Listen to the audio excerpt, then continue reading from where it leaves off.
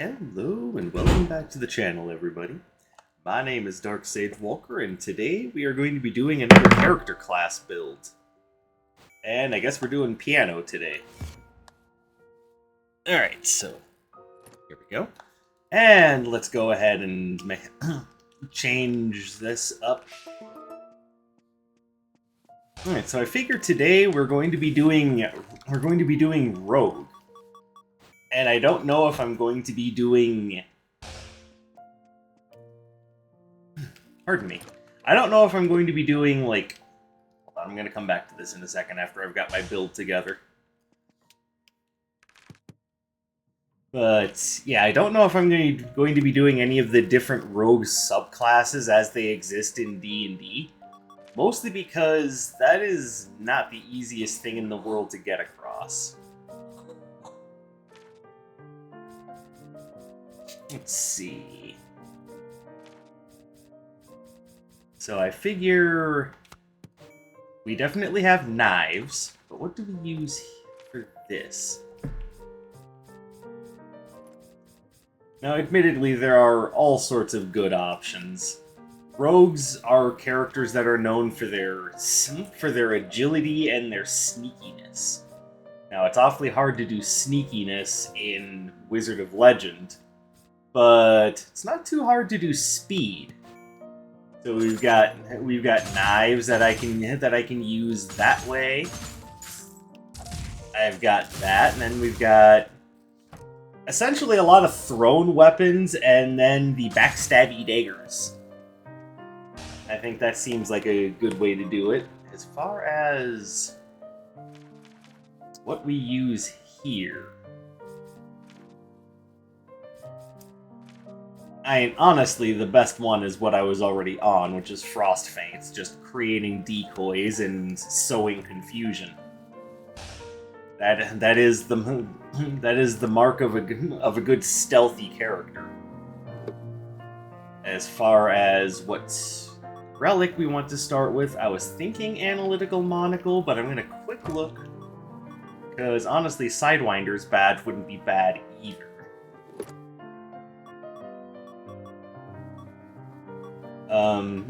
Because of what I said about agility, the Equester Cap could be a good choice. Same with Kasim's Airy Cloak, just something to aid in evasion. I kind of feel the same way about the Breezy Gray Tan...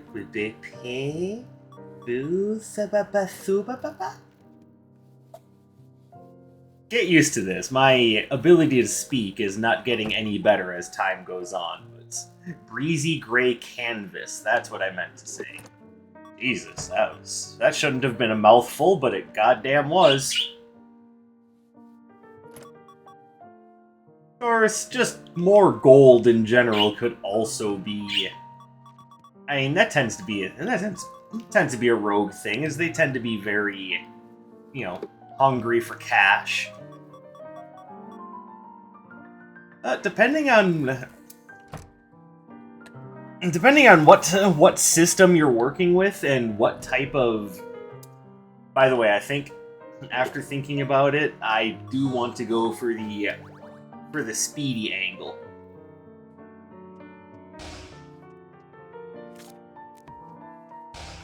Or do I? Do I want to go Kasim's Airy Cloak? You know what? I think I'm just gonna stop second-guessing myself, take the Analytical Monocle, and see what happens.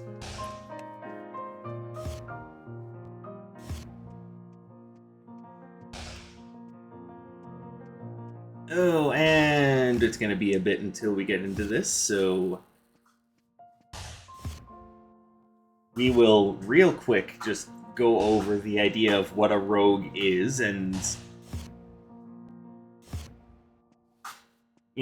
shock of shocks, it is someone who operates on kind of the underside of the law. They are characters that tend to use mischievous, deceitful, or otherwise underhanded tactics to get what they want. Now, to be fair, that's that's not necessarily a bad thing. I don't want to necessarily frame it as if the only things they use are kind of these underhanded methods, but when you think of a rogue or classically like a thief or or to go even further, an assassin or a ninja, which by the way, I'll probably end up doing ninja later, because I do view them as just different enough from your classical thief or rogue to warrant their own class build.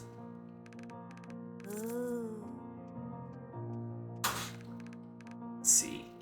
But typically that's what you think of when you think of a rogue or a thief or something along those lines, is someone who uses kind of underhanded methods to get what they want, and it's not too difficult to find examples of that. Like,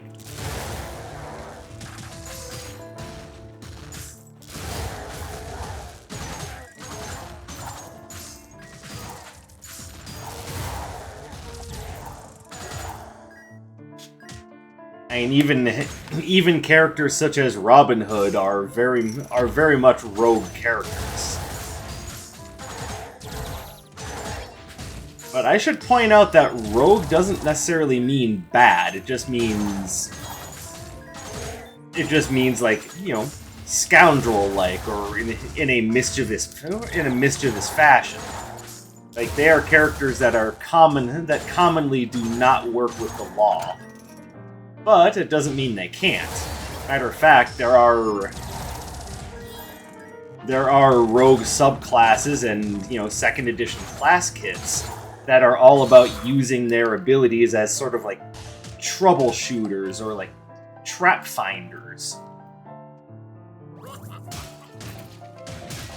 So it's not hard to see how a character could use those talents for you know, less underhanded means.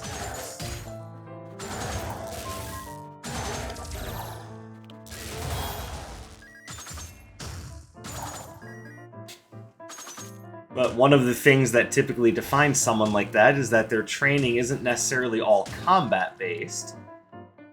Is there anything here I really like? I kinda like the Prickly Ballet, but I also like Jade's Chakra Locket.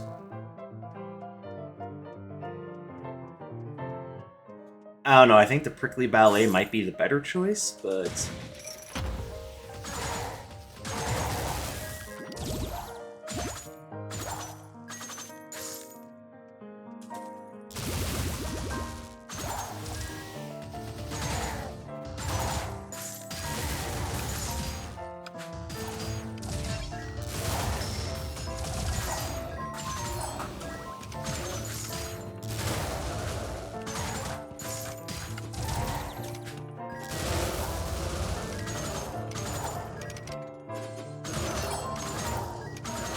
Now, one thing that I can't really replicate in Wizard of Legend is the typical rogue ability to get things like sneak attacks and whatnot.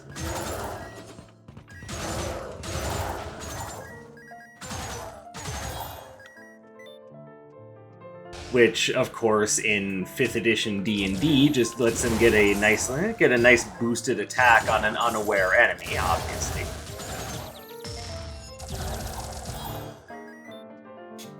But in earlier editions of Dungeons & Dragons, it was far more potent.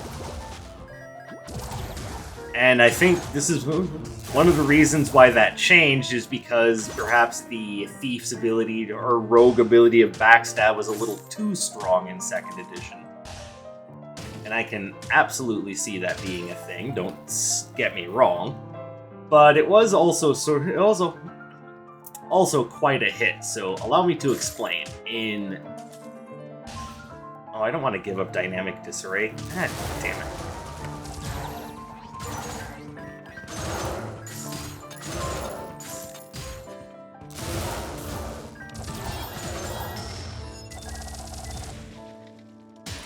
Oh, that's a shame.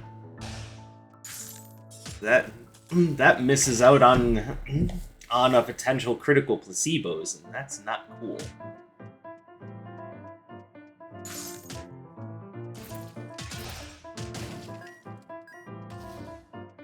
Alright, so yes, we are going to grab Prickly Ballet because, obviously, we don't want all the attention on us. After all, how can you use things like sleight of hand or other methods of keeping enemy attention away from you if you don't have an accomplice in the field? Which, no, that's not a necessary thing for rogues, but god damn it, it helps.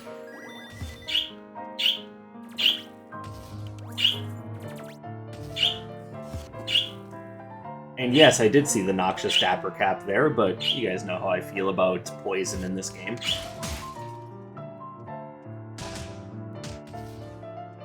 Oh, so many good things. Dice of the Nemesis would definitely be like, you know, an assassin's touch.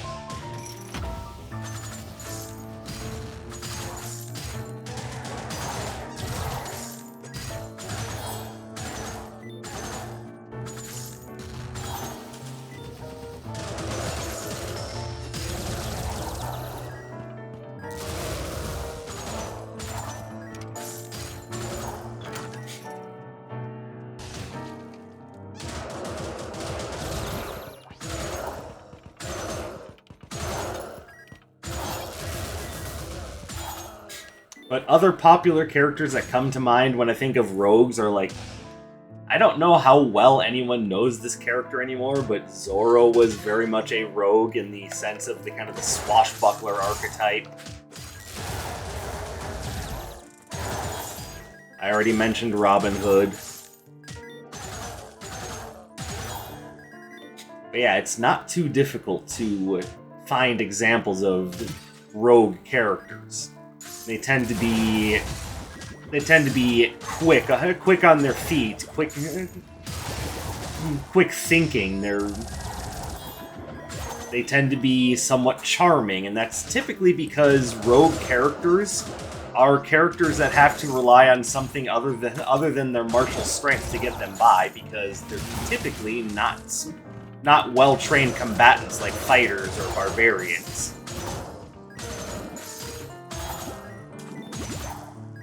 Hence why they tend to use smaller weapons like knives and daggers. You'll also find many of them using bows because there is a component to a good rogue that would definitely appreciate ranged combat.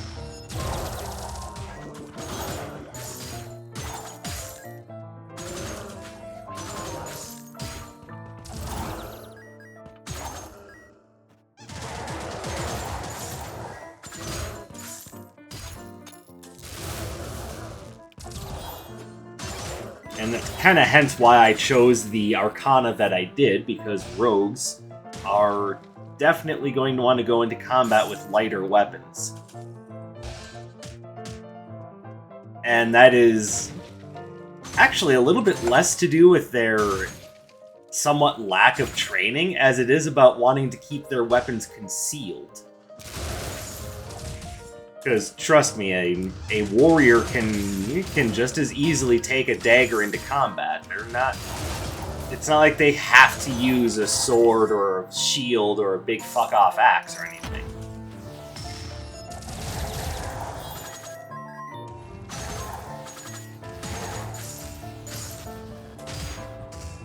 And for as long as there's been the idea of combat, which has been forever, there's always been people out there who can master the martial methods.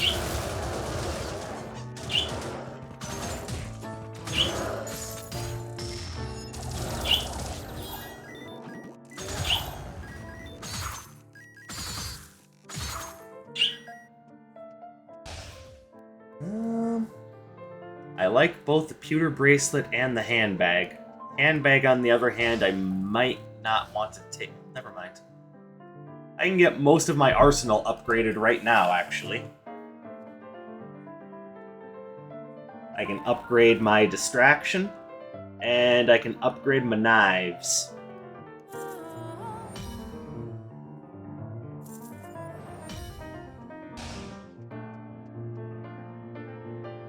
So yeah, I think we're gonna go with the luxury handbag. Besides, it seems like the sort of thing that a cut purse would have on them, is a literal cut purse. I know, I'm just so goddamn clever, you guys, you have no idea.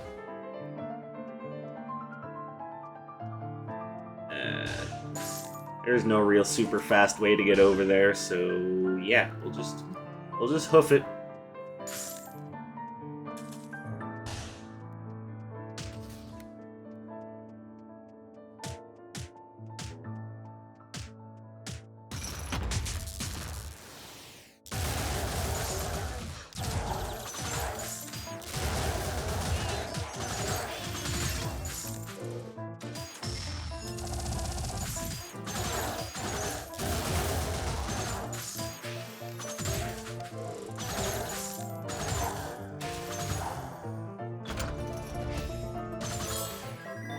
Firewall. That's more of a wizard thing. I'll leave that for someone else who can make better use of it.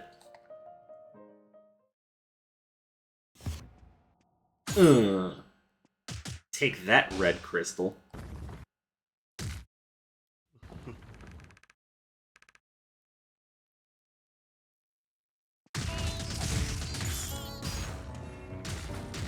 Three.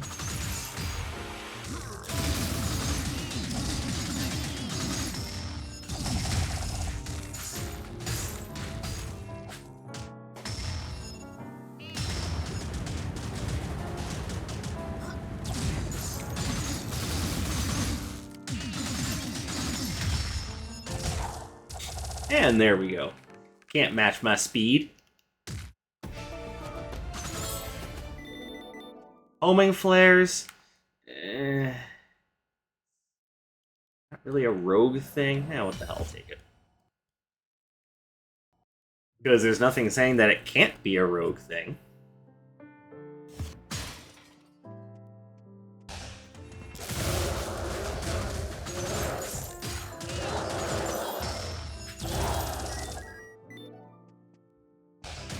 Oh, hello. That's important.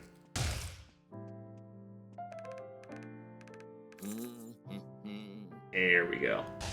More critical hit chances.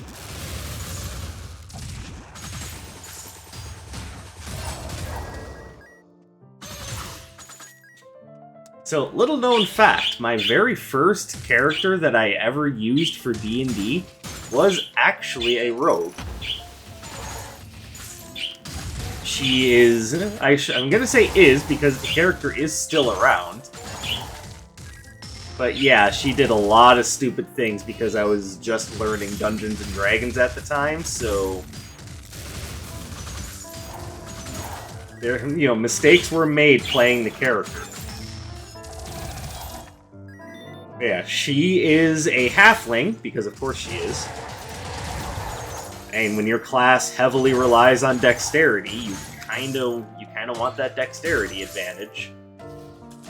And yeah, I could have played an elf, but I kind of like the idea of halflings.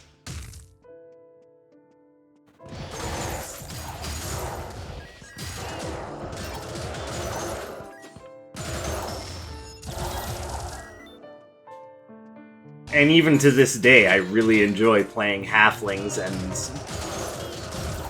and other small characters because I kind of like that perceived advantage of you can't judge me just because I'm small.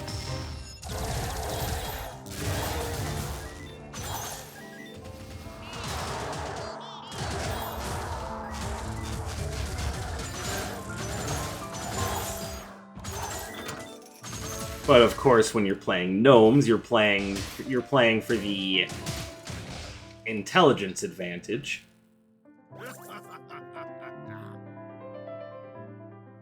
I do have 2 ice-based attacks, so that could be useful, but let me wait and see what sort of Arcana upgrades we can make.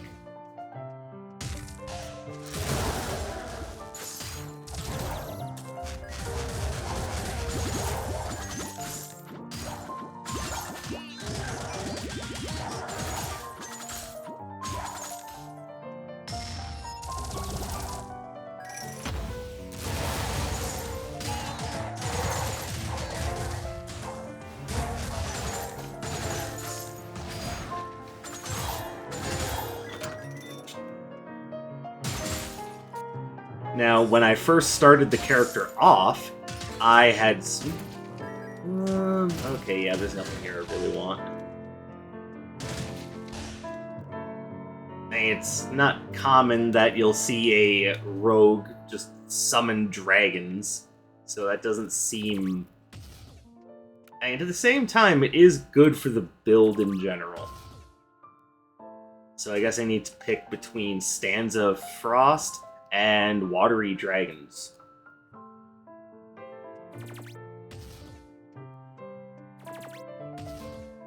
Okay, with things like the Arcane Trickster class, there is precedent for the Watery Dragon, so I'm grabbing it.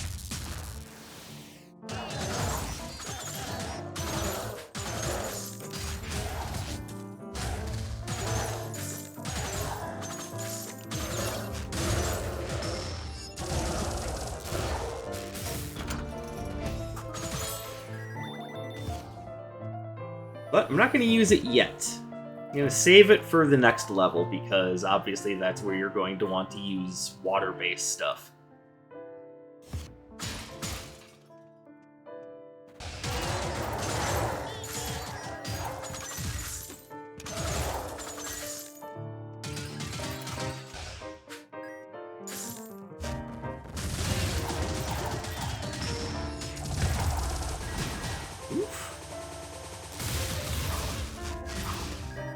Alright, looking better.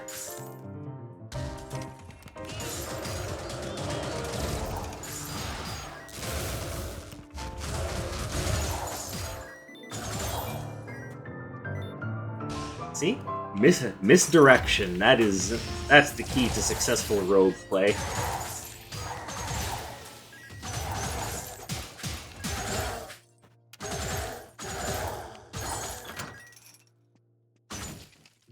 Well, misdirection and fleet footwork.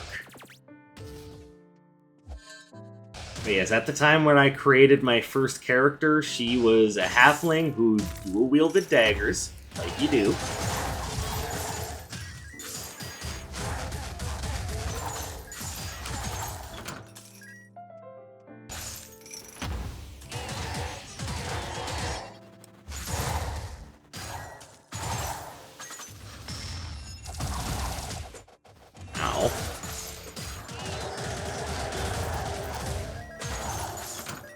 Hey, there we go. There's our dynamic disarray. I am going to momentarily wait to pick that up, though, because I want to see where our... Alright, there's a good chance that I'm going to gamble this and not find anything that I want, but let's have a look. Who knows, maybe he'll show me something that I didn't know I needed. Well, that wouldn't be this time, though.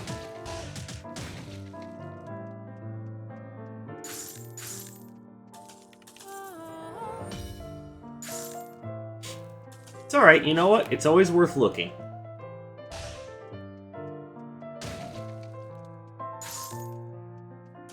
Let's see.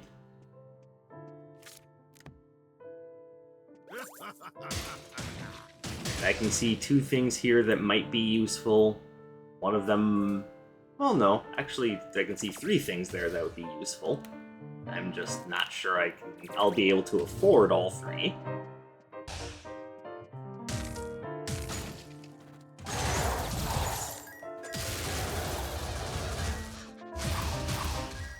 And unfortunately, in this game, there's no such thing as sleight of hand or stealing items.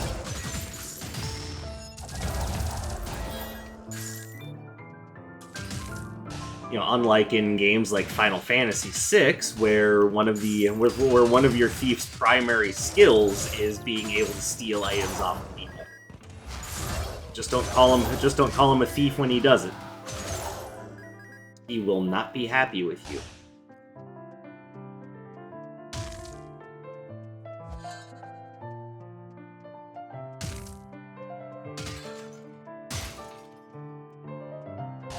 As far as the character concept that I'm going with for this particular class, the character's name, I think, will be Millicent. And that is only partially brought about because of a similarly named character in Elden Ring, so let's not get it twisted.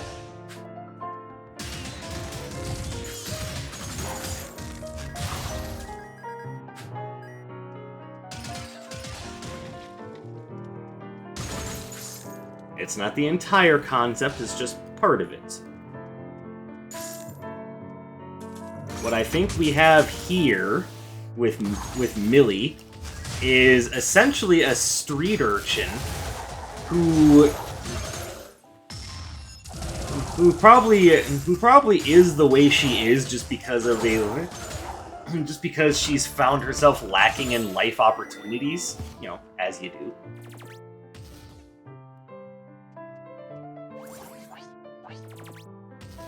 I think that's the right option. So she has decided to just survive using what skills she can. I mean, basically, imagine Aladdin as a pink-haired cat girl, and you kind of have the idea for this character.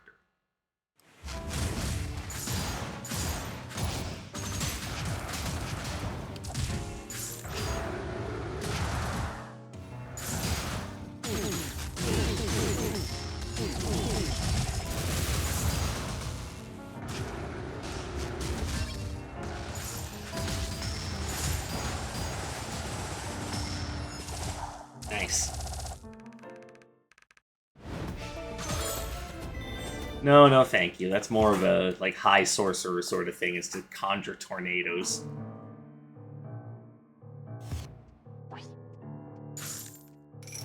Would I go so far as to say, you know, diamond in the rough sort of character? Maybe. Because I imagine she's a good-hearted character who just has to use some shady methods to get by in life. But I don't think she does it because she feels the world owes her anything. It's because that's what she knows.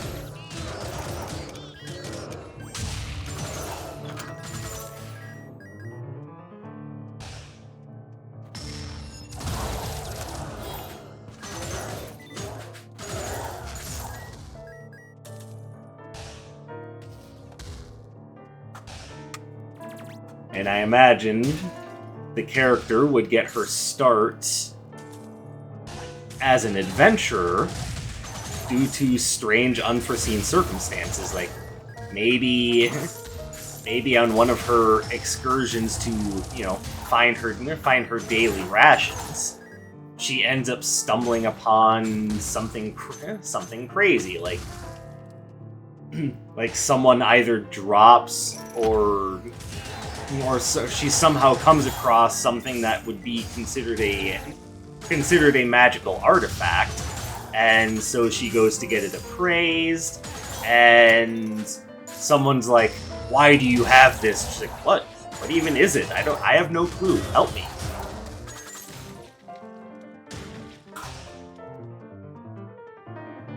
And, you know, from there, hijinks ensue.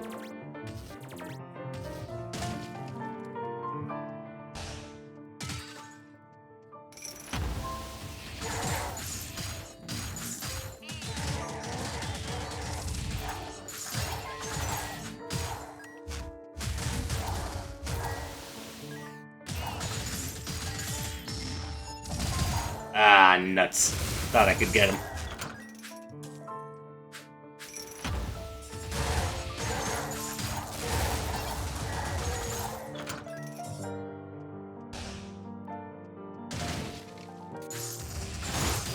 By the way, in case you're wondering why I tend to lean into the good-natured character trope, mostly it's because I tend to play mostly good aligned characters, with a few exceptions.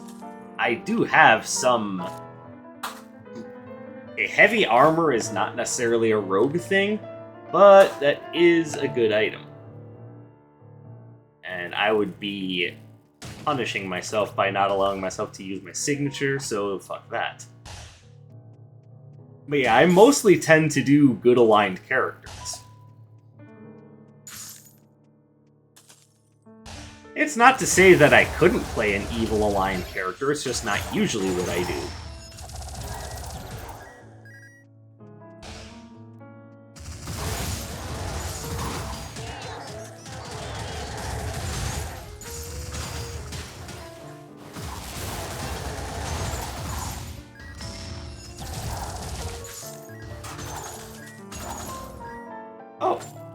Well, I mean, if you're gonna give me that as a freebie, I'm not gonna turn it down. Alright, but because we have a very quick signature, because we have a very quick basic, we'll definitely take the candies. Besides, what's the point in being a rogue if you don't get to enjoy some of the finer things in life every now and again?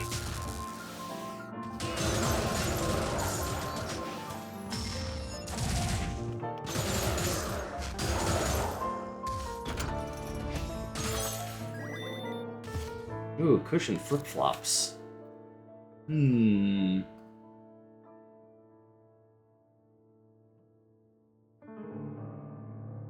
know, I think this time we can go without.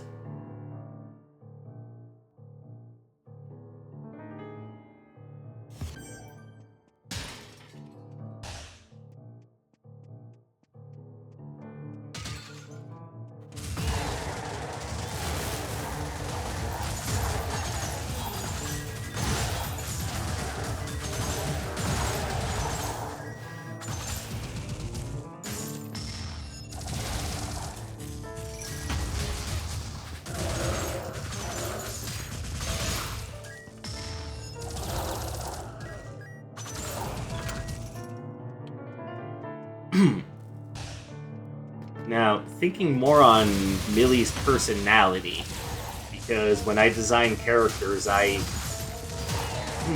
tend to try to think of everything.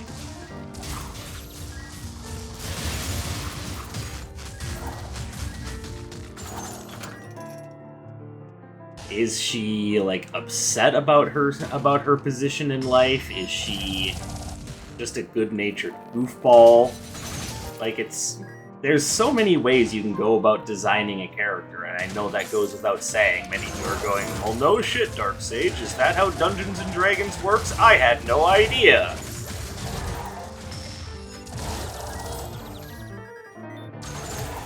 I'm only pointing that out because some people tend to rely a little bit too heavily on kind of iffy tropes when it comes to character design. I'm just saying you don't need to do that.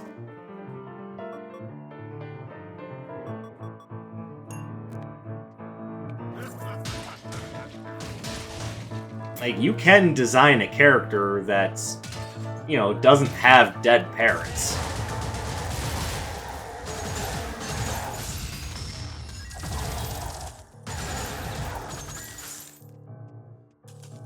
You don't have to have every backstory be a tragic one.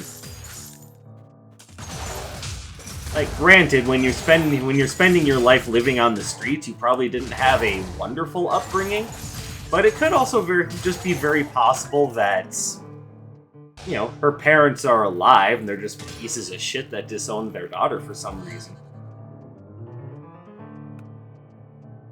You know, maybe the parents are, for the most part, human, but somewhere in their bloodline was a recessive trait that gave rise to a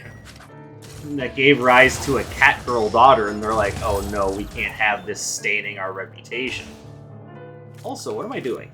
I had this for a reason.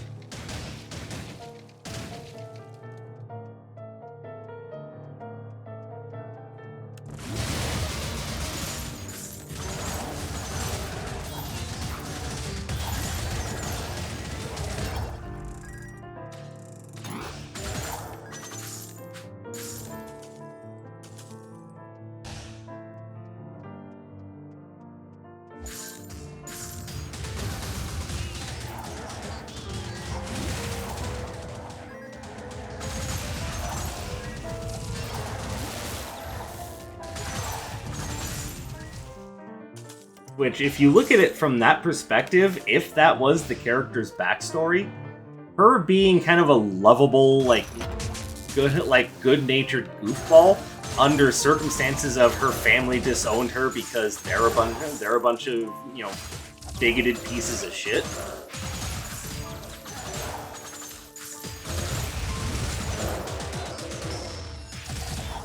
That would make the character more endearing. It's like, oh wow, you're not taking this super personally. You're just moving on and just handling life. That's really cool. That's my way of looking at it, anyway.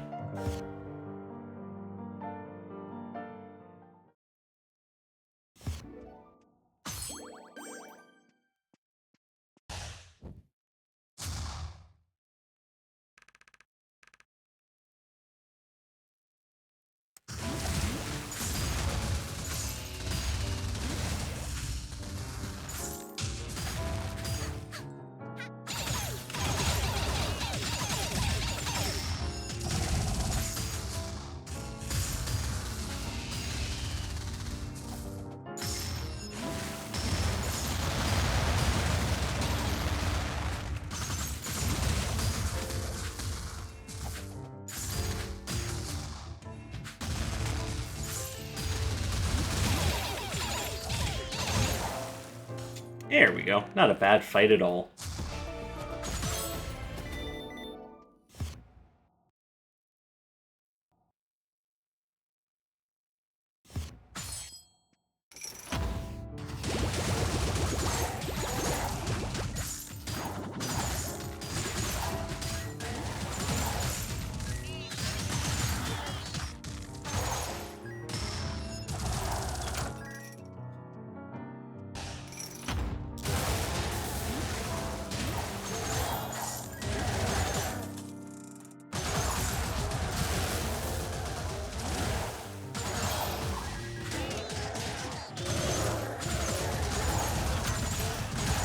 Hey, alright.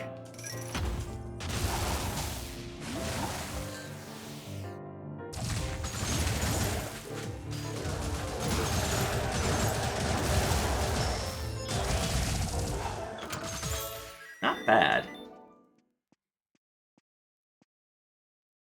But I'm curious now. You guys tell me what sort of character concept you would use for a rogue character. Maybe you do like kind of the edgy loner. I personally think that that's the biggest cliche out there, but...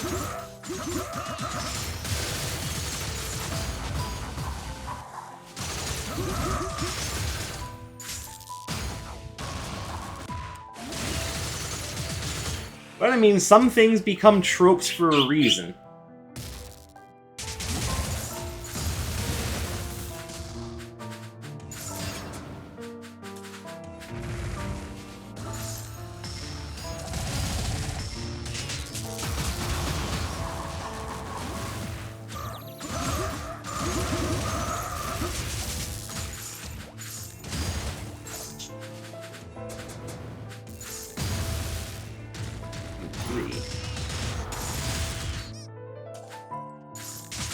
Ah, nuts.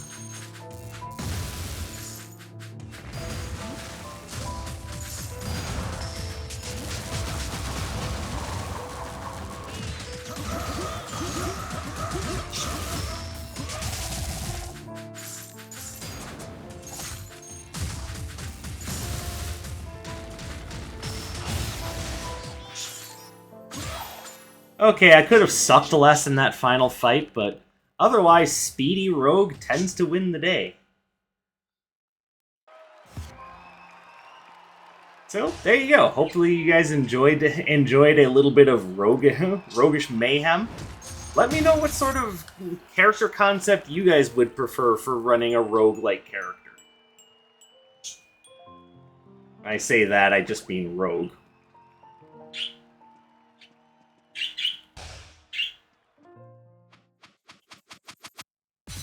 It is the character class I started with for a good reason, and even though I love wizards, hey, you gotta start somewhere, and instead of starting at fighter, I started at rogue, which, you know, considering the complexity of that character class in 2nd edition Dungeons and Dragons, yeah, it should go to show what kind of player I am, but, you know, thank you guys very much for watching. I appreciate your continued support and you coming to spend some of your free time here with me. I really do appreciate it. I hope you have a fantastic day or night wherever you may happen to be, and I will catch you in the next one. My name is Dark Sage Walker, and you take care, everybody.